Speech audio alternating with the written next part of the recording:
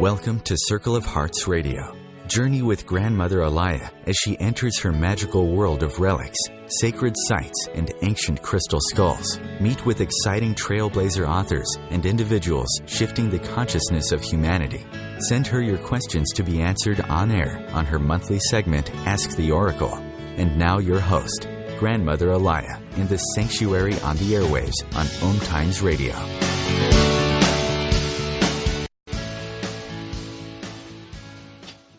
Welcome to Circle of Hearts Radio on IOM-FM.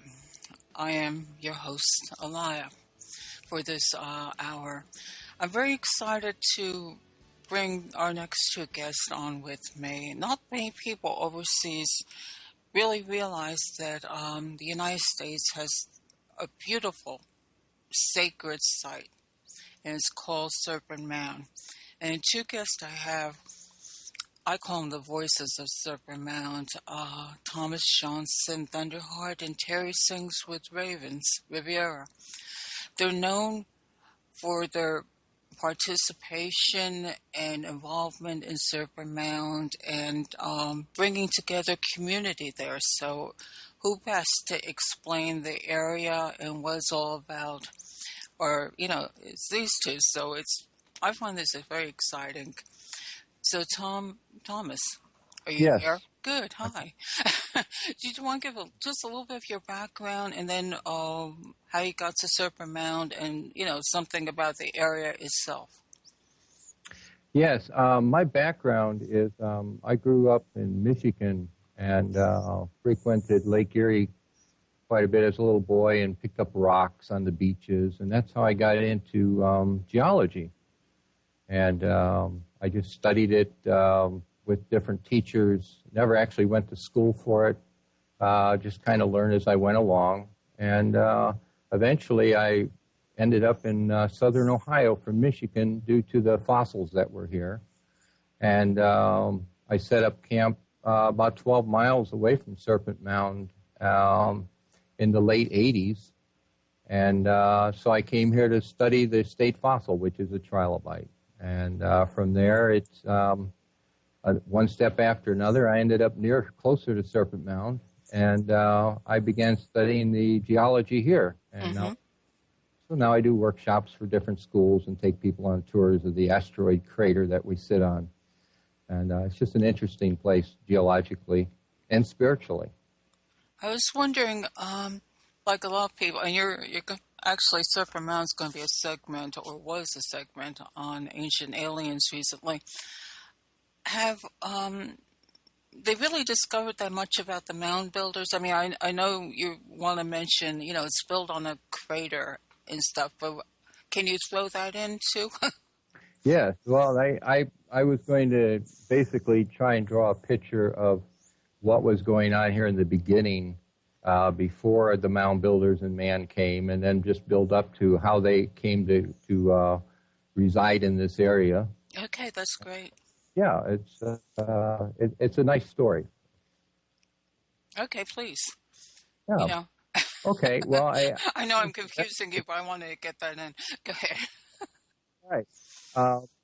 The best way to start is to take you back probably 500 million years ago when the Earth was mostly water.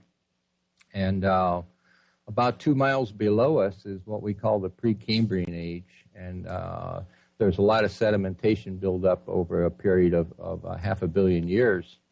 And there's a lot of different geological age periods involved. And about 300 million years ago, there was an impact on this sea bottom, if you will. Mm-hmm. And Serpent Mound just happens to be on the inside edge of the western edge of this crater. And where I'm located, I'm on the southeastern side of it. And this asteroid made a hole in the seabed about 1 mile deep and 5 miles wide. So it was a fairly good-sized impact. Of course, there was nobody here but fish. So it changed the whole area geologically. And it took a while for people to figure out that it was actually an asteroid crater. I'll get to that later. But in the meantime, after the 300 million year impact, there was the Appalachian Mountains were formed about 250 million years ago. And, of course, there's been a lot of erosion on that over the years. And Serpent Mound is actually on the very edge of the Appalachian Mountains. And so it's been glaciated a few times. And the crater itself has not been touched by a glacier. So there's a lot of what we call sterile soil here. And it's kind of like a Garden of Eden. There's a lot of different rare and endangered plant species and animal species as well, serpents, if you will, vipers, poisonous spiders. And I'm sure when the indigenous tribes came in and saw this, they recognized it immediately as a neat place to, gather their herbs and food. And it's just, it was a special place. I'm sure they recognize that. Yeah, that's something I really didn't, realize myself. I like the picture of, the Garden of Eden type of effect, because when we hear of Serpent Mound, we just hear of it as is now. So it's really great to hear the background. So who were the mound builders? Well, it began after the last ice age. About 12,000 years ago, the Paleo Indians moved into the area as the ice sheets melted, and it was prime hunting ground, and they found it to be fertile in this Ohio all the way across central United States. And so the Paleos were nomadic tribes, and they hunted and fished, but they were not into agriculture. And it wasn't until about 6,000 years ago that agriculture came in with the Archaic period. And near the end of the Archaic period, because Serpent Mound sits on a waterway called Brush Creek, it goes all the way to the Gulf of Mexico. Wow. And so this area was inhabited through, the Mississippi to the Ohio, and the Ohio Valley was inhabited by the late Archaics, and the three sisters were brought in through Central America, your corn, beans, and squash, and that allowed agriculture to set in and set up civilizations. It would support a civilization much better if you could farm the area. So Serpent Mound is an agricultural area. It still is today, and there's very rich river bottoms all throughout the crater and southwestern Ohio, and what we're finding out is this whole area is full of magnetic anomalies, and is due to the impact crater itself. This asteroid hit on top of what we call a fault or a rift in the Earth, and it's the only place on Earth that this has happened. And so these magnetic anomalies are constantly coming up through the ground and permeating this whole area. Consequently, in the springtime, we're finding out that these sacred sites are starting to be re-recognized, if you will. The indigenous tribes understood energy, and they would bring their seeds to these different sacred sites, and they would set them on these different mounds and activate them for spring solstice. And this is part of a book that was written by Jared Burks, and it's called Seed of Knowledge, Stone of Plenty. And he actually did some blind studies at Serpent Mound about how seeds were activated and grew better when they were placed on the mound during this period. So that brings it all together with the agriculture end of it. We're finding that we started a festival 4 years ago at Serpent Mound for this, we call it the Spring Seed Festival. And now there's sites going all the way across the United States and all over the world, actually, that are beginning to recognize and realize that, hey, there's more to it than this is not just a sacred site. There's a purpose for it besides the spiritual end of it. Yeah, I don't actually, like I said, that's great information, because I don't think it's generally, even on the, the programs, the media that, brings out, like places like Serpent Mound and stuff, they just take it as, it's a spiritual site for the indigenous elders, but they don't really understand the practicality, would that be a word for it? Yeah. What can be done. Right. It wasn't only a cemetery and a place to worship, but it also had a use. And the other uses for Serpent Mound, besides marking the days, Mother Earth marks Father Sky, and that's an Aztec belief where the serpent is the twin to Mother Earth. And it actually, for the summer solstice sunset, which is a big day, sunrise and sunset on the summer solstice has a lot to do with rebirth. And that's carried on through cultures throughout the world. And at Serpent Mound, sitting on the head of Serpent Mound facing summer solstice sunset, is they used to have an altar in the very center of the oval of the serpent. And the story with the Algonquins is that they brought in deceased souls through round granite pebbles that were collected throughout the year and placed them on the altar. And there was a large cedar post at the end of Serpent Mound at the point. And as the sun would set, it would cast a shadow across that altar, and it would carry those deceased souls into the underworld for rebirth. And this happens all over the world. Another example in the area where this has happened is Fort Ancient. And just below Fort Ancient, there's a place called Camp Kern, and there's a solar serpent there, a sun serpent, and it faces summer solstice sunrise. And it's exactly the same type of thing. But that was carried on by the later culture of the woodlands. So it's been going on for thousands of years. It's not something that's new. It's still going on, and we can trace it back to the different cultures. It was an event that took place on that particular day. Do you just before we'll be going to a break a second, but are these? Do you think these different points are there? When you say there's ceremonies, at the other part there, do you connect? Is there a conscious connecting of these particular sites? All right, we'll have that answer on the next, after commercial break, okay? Okay, sure.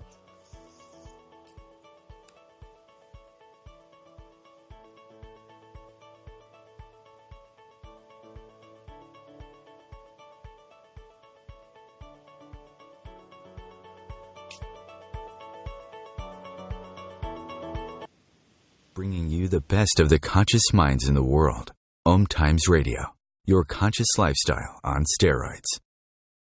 Are you trying to get from point A to point B and need a little advice? Connect with the counselors at OMTimes Advisors. Whether you're looking for a life coach or a spiritual intuitive, the advisors participating at advisors.omtimes.com were carefully chosen based on their gifts, skills, and professionalism. OMTimes Advisors, connecting you with the best advisors in the business. Hi, my name is Monica and I'm the host of Co-Creating Now. Give yourself an opportunity to connect with your all-knowing higher self and manifest joy, love, and peace together every Tuesday, 11 a.m. Eastern.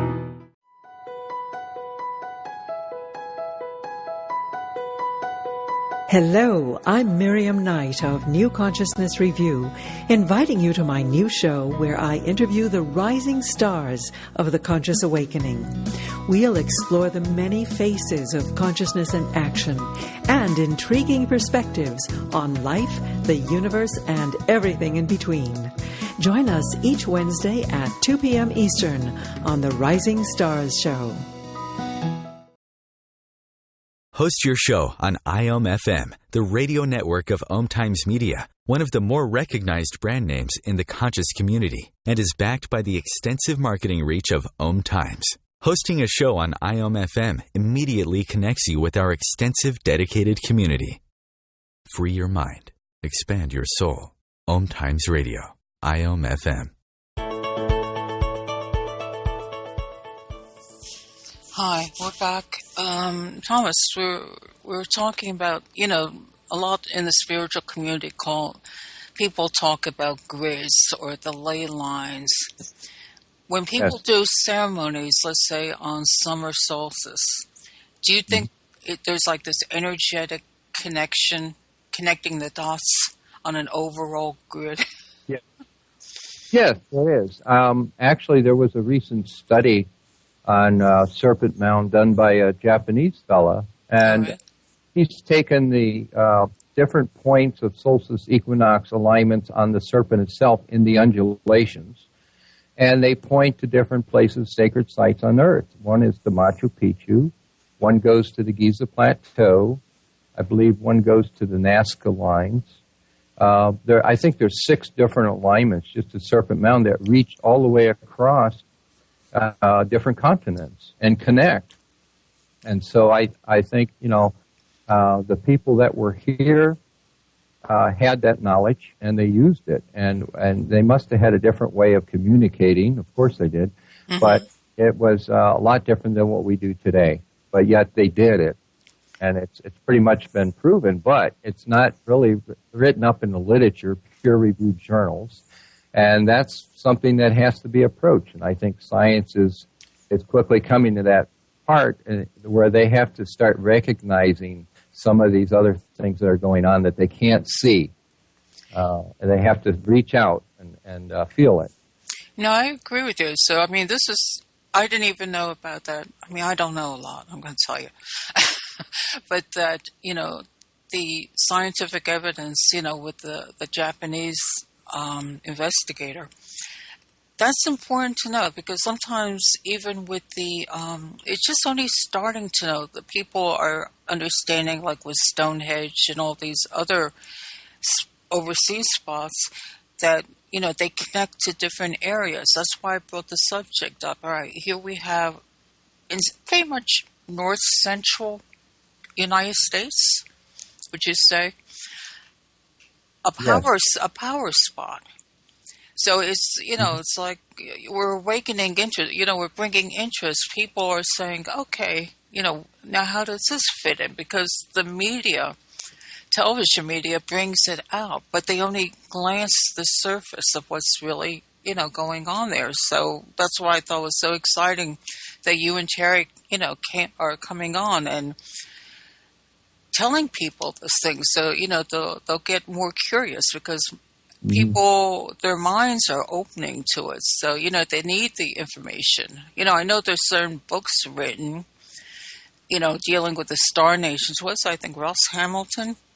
Do I have that one right? Yes. He has, written some books.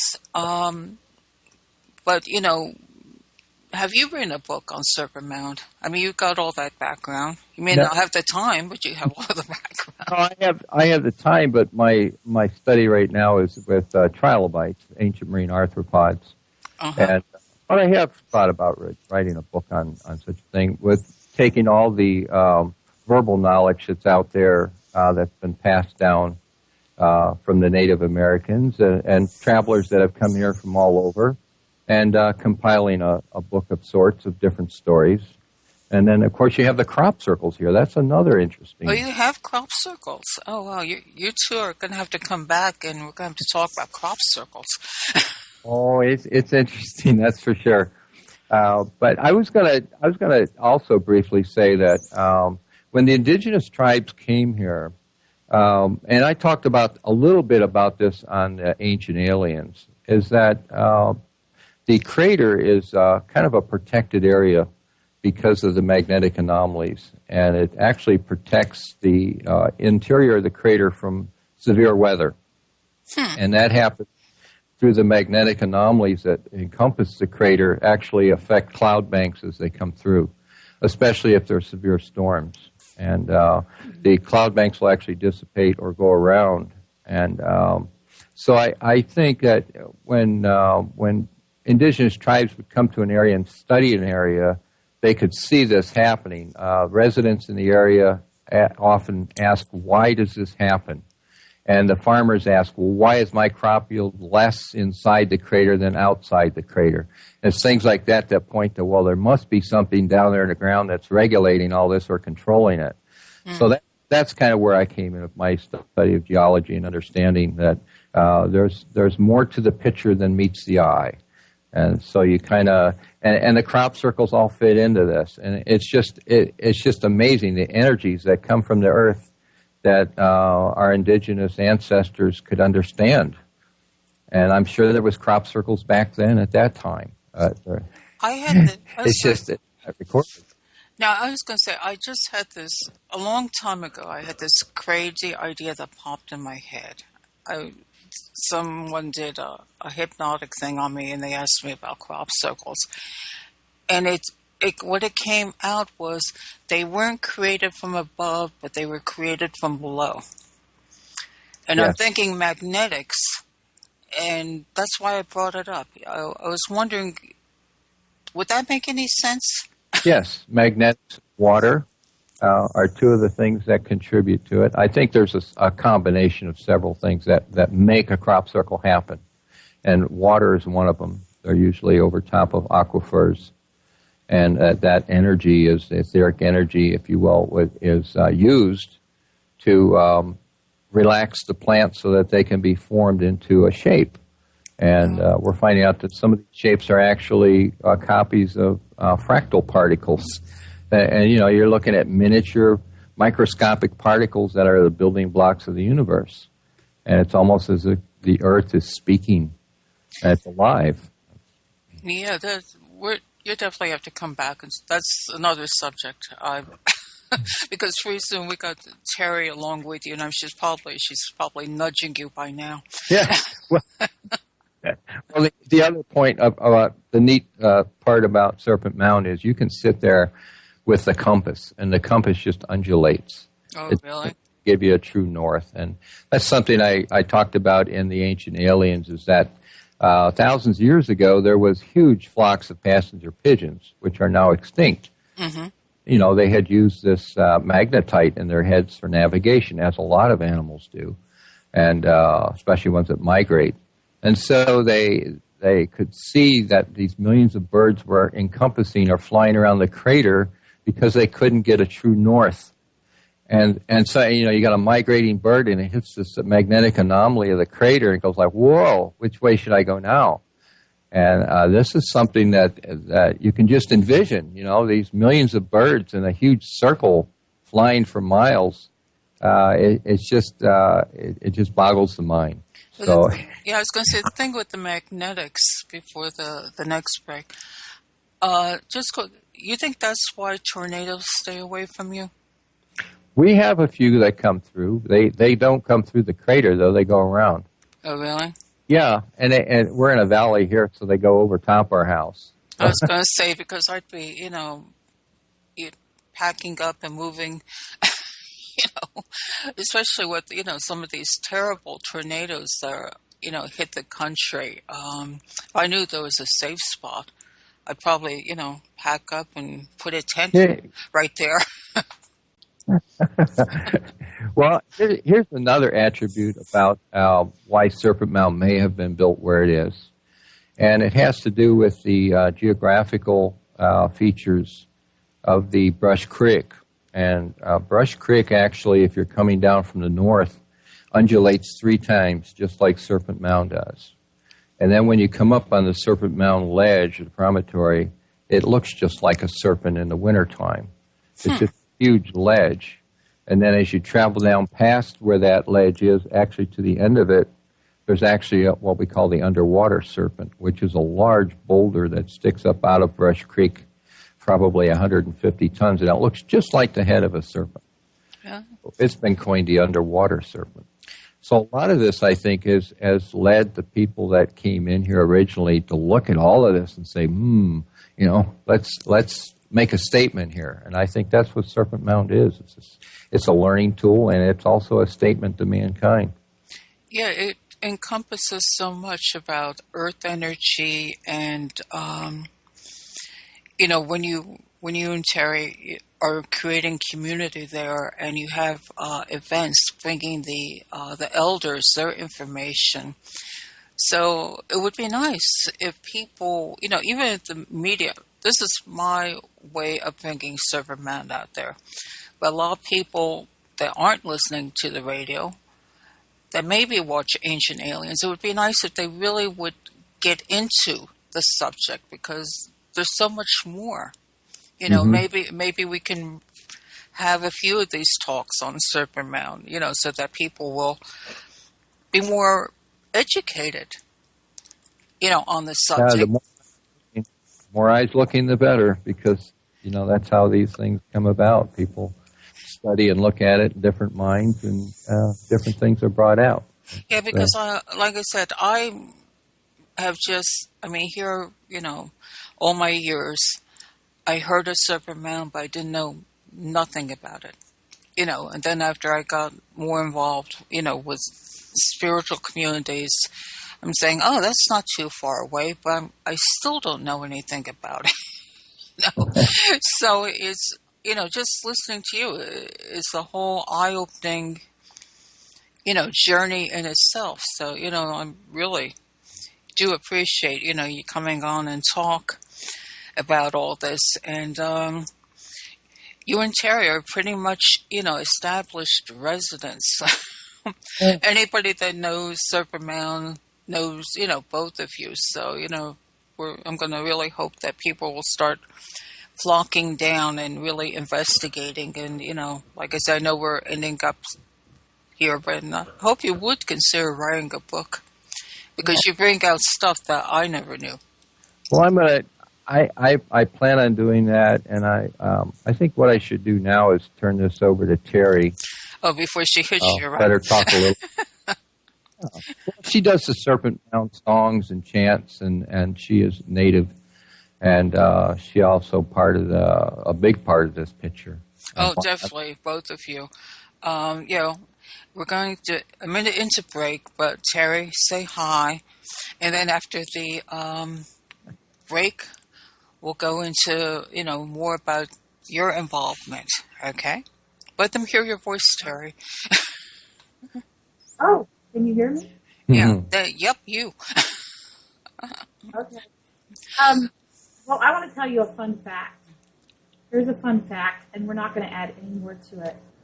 Thomas's uncle was chief of police at Roswell. Okay. All right. We'll be back with Terri Sings with Ravens, Rivera.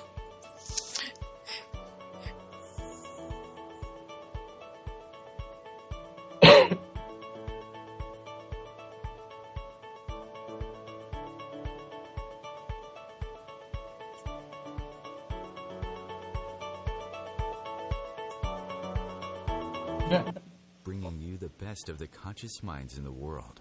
OMTimes Radio, your conscious lifestyle on steroids. What if business could be fun? What if business is the adventure of living? What are you choosing? Where do you do business that makes it easier, more fun, or more joyful for you? We'd love to see where you do business. Connect with us on Instagram at Joy of Business or Twitter at Joy of Business.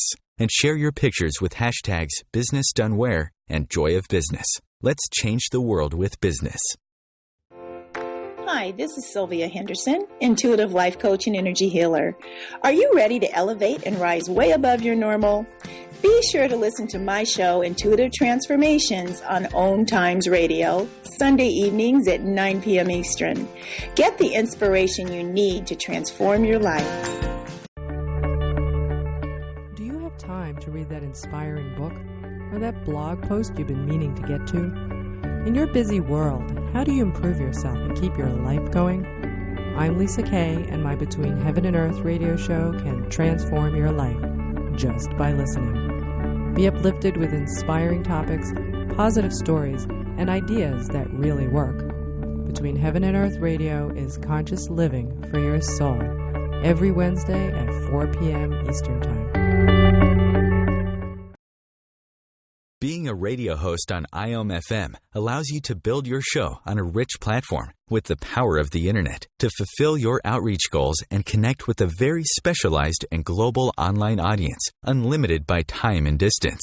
OMTimes Radio will provide you with web relevance, a recognizable conscious brand, and with the standard of excellence that has accompanied every single OMTimes endeavor. Host your show with OMTimes Radio Network. Free your mind. Expand your soul. OMTimes Radio, IOM-FM. Okay, we're back. In the next, half hour, we're going to get a lot in. I want to introduce you to Terri Sings with Ravens, Rivera. I consider her the mother energy of Serpent Mound. She embraces everybody with her love and her most beautiful voice. Terri, hi. Hi, how are you?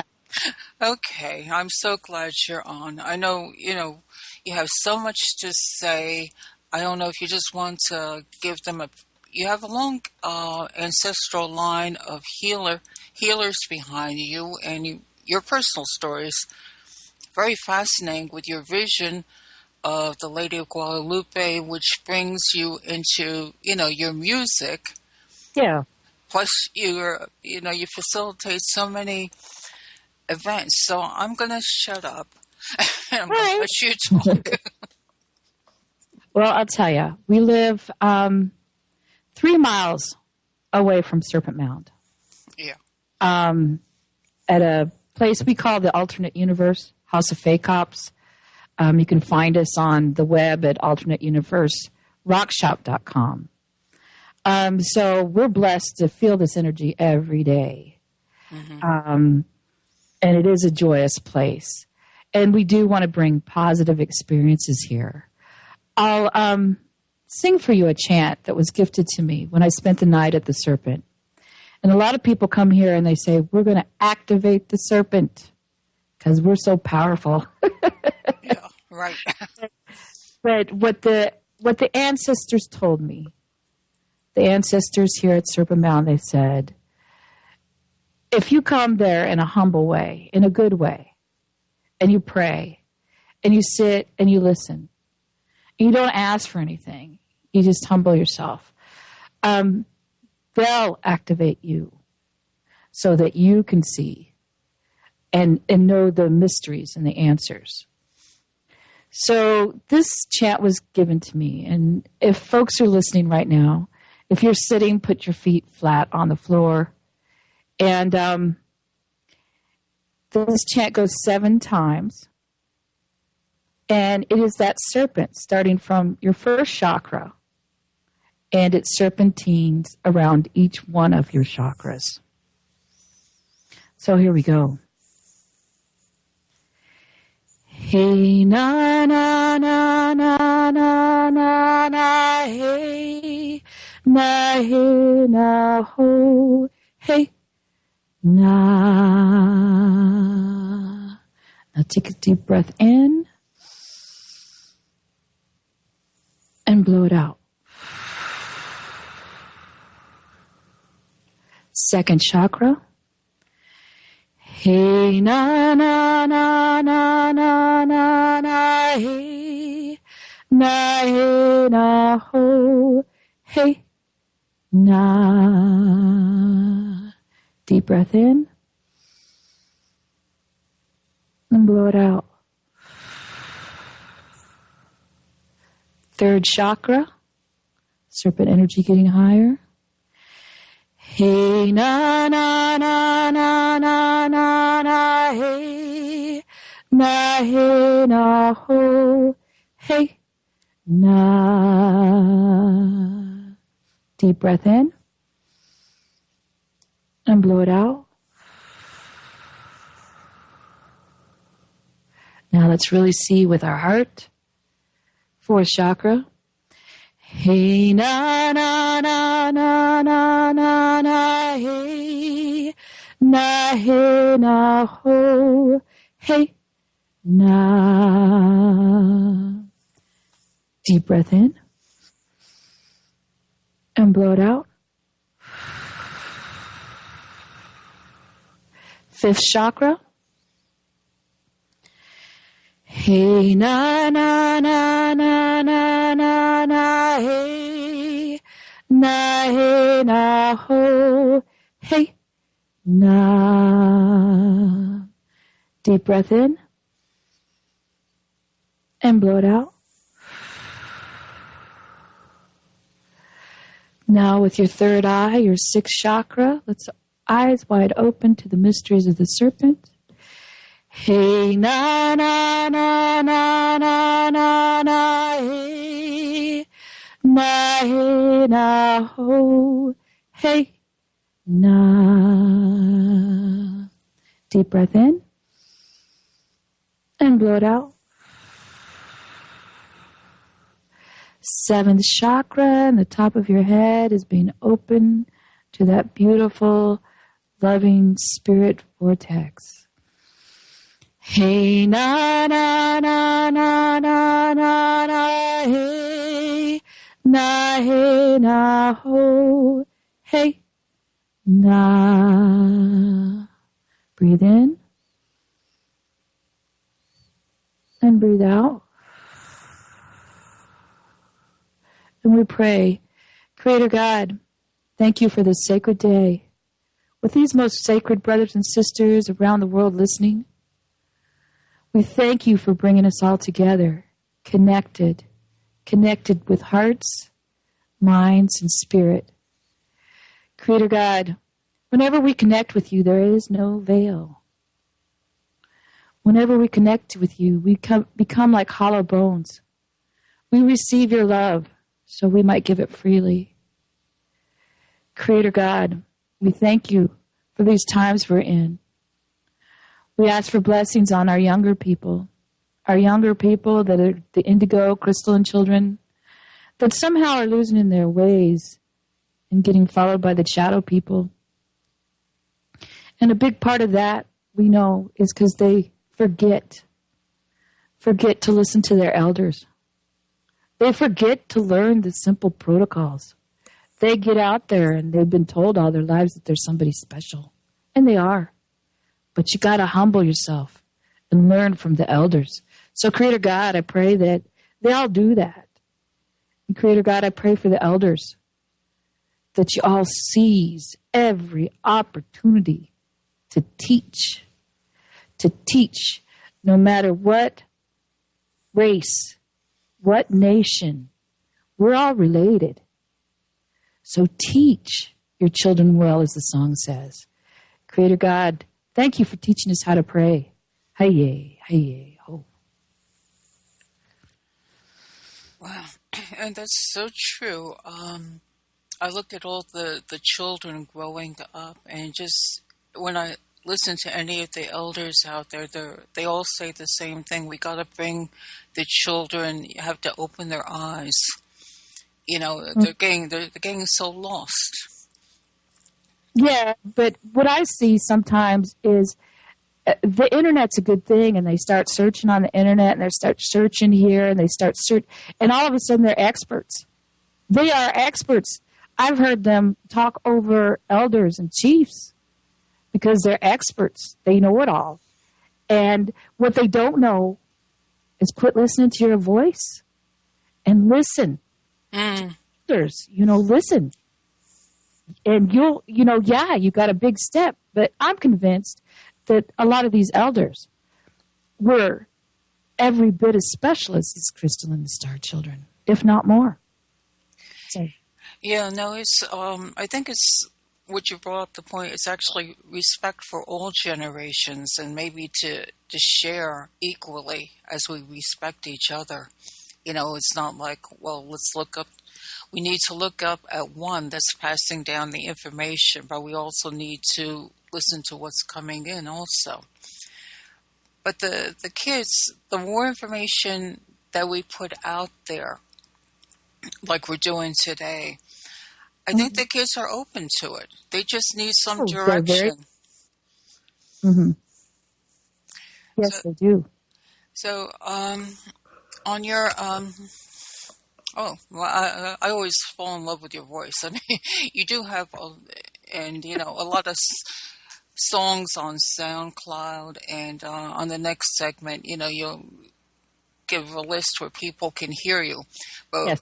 When a lot of us always consider you the voice of the Serpent Mound, because it's just, I don't know, you take us to the heart of the serpent. Well, the mother's heart there. So I'm going to let you talk again. I'm sorry. One of my favorite places that I go is right there at the mouth of the serpent. It's all sacred. But at that mouth of the serpent, to me, the energy is really strong. And that's where the fault line goes through. Wow. And Thomas and I were fortunate on 12/21/12 to get officially married, like with a paper, there in the mouth of the serpent with friends and family around. But I always sing to her, and she tells me I do get down on my knees, and I do this what I call sacred resuscitation breathing, where I breathe into her, breathe life into her, and she breathes life into me. And it's that give and take, and that, just giving and receiving and giving. And it's such a beautiful exchange. And do I have time to sing a song? You know what? How about you start the next segment off with that song, okay? Because I don't want that to be interrupted. Okay. But where did you get the inspiration, to breathe into her? I mean, was that a spiritual insight or something that just, Spirit told you to do, or? Yeah, the ancestors they're very talkative. Oh, really? As I said, if you go there in a humble and a good way, and you connect with them and pray, oh boy, they tell you all kinds of stuff. Wow. So, I was going to say, that's great. And I love to take people out there and do prayers and ceremony. If it's with a group or just one-on-one, what a powerful healing spot. And I've seen many healings taking place just because of that serpent energy running, through your chakras and clearing and cleansing. Would you say the waters are healing? Oh, absolutely. There's even a spring that's, half a mile away from the serpent. And, Thomas and I always tell people, fill up your water bottles. You go down to this opening in a fence, and it's a wooden fence, white, and there's a big craft, cement craft type things. Mm-hmm. And you fill up your water bottle. It's free to the public. Oh, that's wonderful. We'll continue this when we come back. Terri will be singing and then giving you information where you can reach her and Thomas and get involved.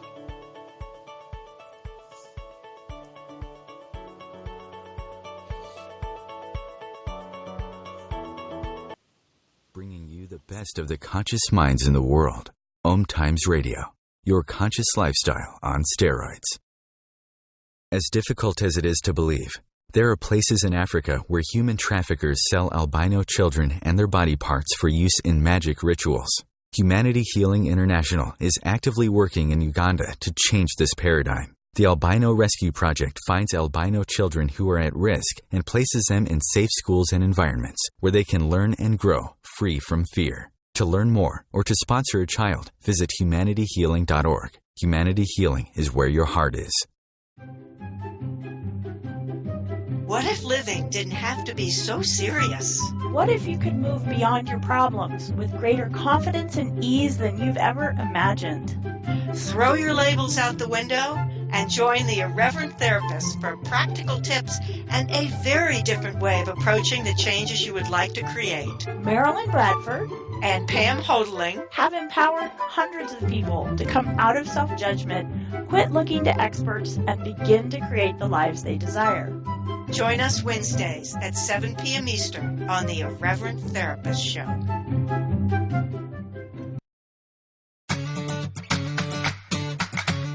Know what to do, just can't figure out how to fit it all into your busy life?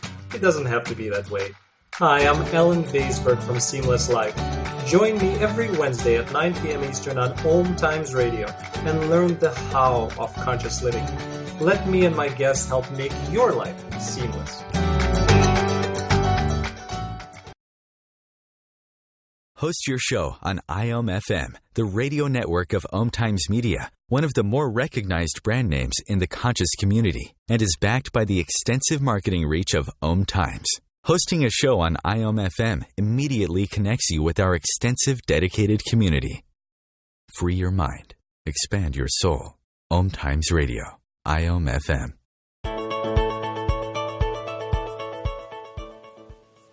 Oh, this show goes too quickly.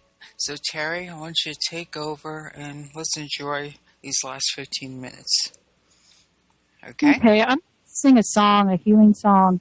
And what I'm using is a peyote rattle that has ant medicine in it. And Thomas, can you briefly tell them how we came upon the ant medicine? How the ant medicine came about? How you got it? Oh, well, back in 1969, to visit out west in Arizona, New Mexico, and especially my uncle lived in Roswell. And I went collecting periodontal garnet out on a Navajo reservation, and I couldn't find anything. And I'm out in this big valley looking, nothing. And finally, on the way back to my car, I noticed that there was these ant mounds, and these ant mounds were covered with periodonts and garnet. And so I gathered it up and brought it back, about 10 pounds of this material, and I stored it in 1969 until a couple years ago, and I showed it to my wife, and she said, "You realize what you have here?" I said, "No, periodontal garnet." She said, "No, that's ant medicine." So it's the what happens is the medicine men will take these 405 little tiny pebbles of periodontal garnet and put it into a rattle, and that number stands for the medicinals that are used for healing in North America. Wow. And so I had no idea. So now every person that I run into gets 405 of these. And I'm in a rattle here. All right, here we go.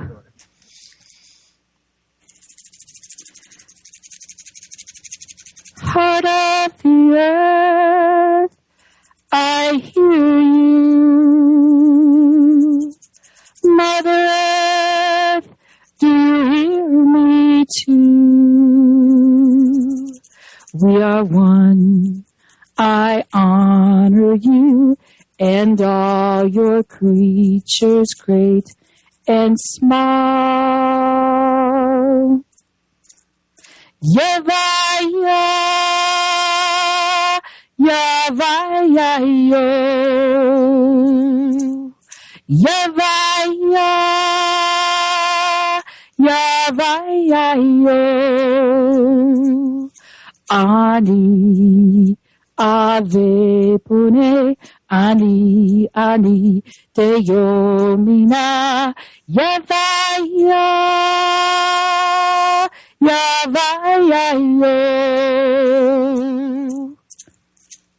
Yavaya, Yavaya, yo. Ani, ave pune, ani, ani, te yomina. Mother, I feel a new birth. Thank you for lessons taught.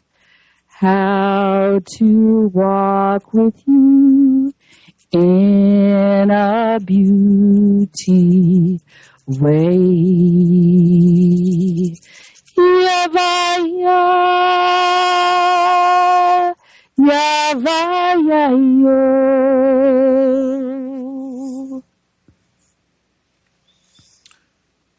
Beautiful. I get lost. Thank you. I do. I listen to you. I get lost someplace. I know. I do that sometimes, and it's like, oh, wait a minute. I still have to keep on singing, even though I'm in this altered state. No, it's really a treat to have you on the airwaves and for people to hear you. Now, to the practicality. Tell us, people, about your events and how we can get, they can find you and Thomas. So I'm sure you piqued a lot of people's interest. Okay. Facebook. Our group is called Alternate Universe House of Phacops Rock Shop. And then there's always Thomas and I's Facebook page. Mine's Terri Rivera Sings With Ravens. And Thomas's is Thomas Johnson Thunder Rock. And you always hear like the thunder after you say that. Mm-hmm. Very powerful. Actually, he was in South Dakota once. And the Choctaw, he was there in South Dakota. Elder says, "What's your spirit name?" And he said it. And the heavens, just a big thing of thunder. Oh, wow. And he goes, "Oh, okay." That's pretty cool. It is, actually. But then, okay, so like next weekend we're doing something little like we're making prayer pots and doing water ceremony down at the underwater Serpent. Later on, Friends of Serpent Mound, our good buddies, that if you just go to Friends of Serpent Mound page or group, I like the group better. You learn a lot more about Serpent Mound also, but they're having a summer solstice festival. And we're really lucky that Thomas and I were able to get Clifford Mahudi, a Zuni elder, Kachina Society, and he's also been on Ancient Aliens, and he's just a whole lot of fun. So he's going to be doing teachings at the House of Phacops at our place Friday, the 19th of June.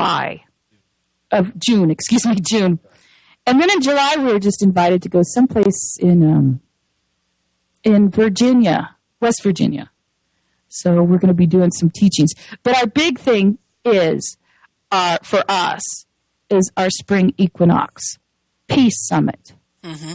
And we try to get elders from all over the world.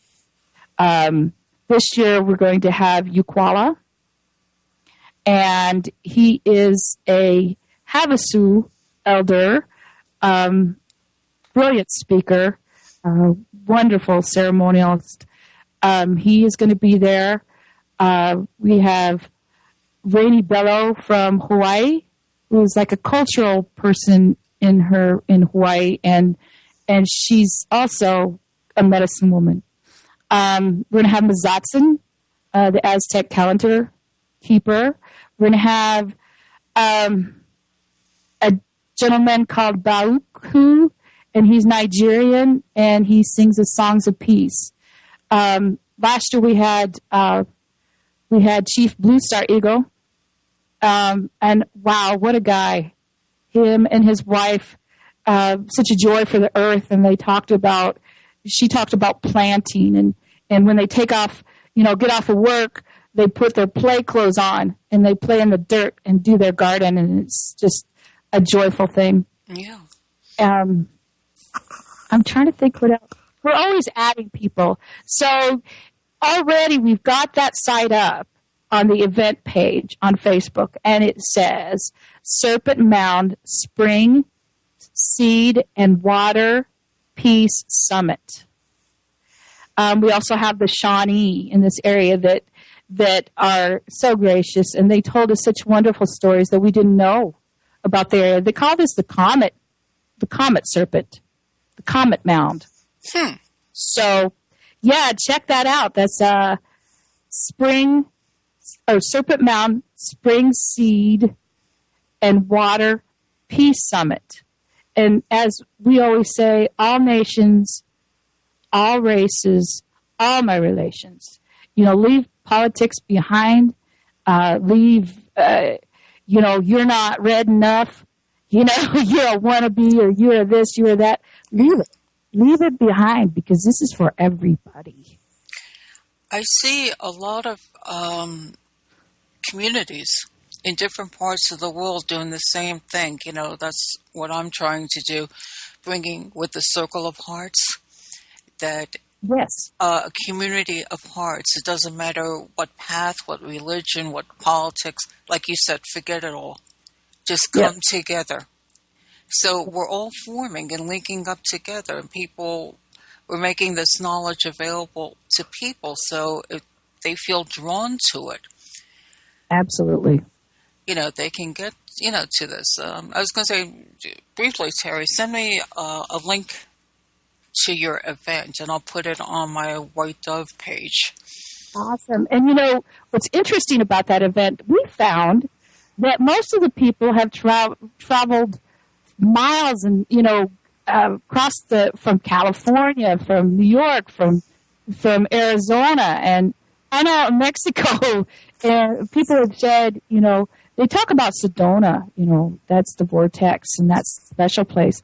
I believe, and I've been all, over the world, and I believe that Serpent Mound is every bit a mecca of spirituality that you just can't help but be changed for the rest of your life when you come. I think Serpent Mound is not commercialized. Oh, and I that's probably one of the beauties. I mean, it has good and bad points, because when people go there, they have to go back to nature. Yes. Which is good. Well, and with Serpent Mound, there's just like across the street from us is a dairy bar, and that's about it. You got the Amish; they're driving their buggies back and forth, and you're back in time. That's for sure. I was going to say that sounds pretty cool because I often thought, of going there, and I'm not the type to put me in a tent. Tents and I do not agree. So, but I'm sure there's accommodations around, around the outer area that, people can find. Well, you two, you both were a joy, and I'm so glad that you got your voices and sharing. I learned a great deal today. I thank you so much. Thank you. Yay.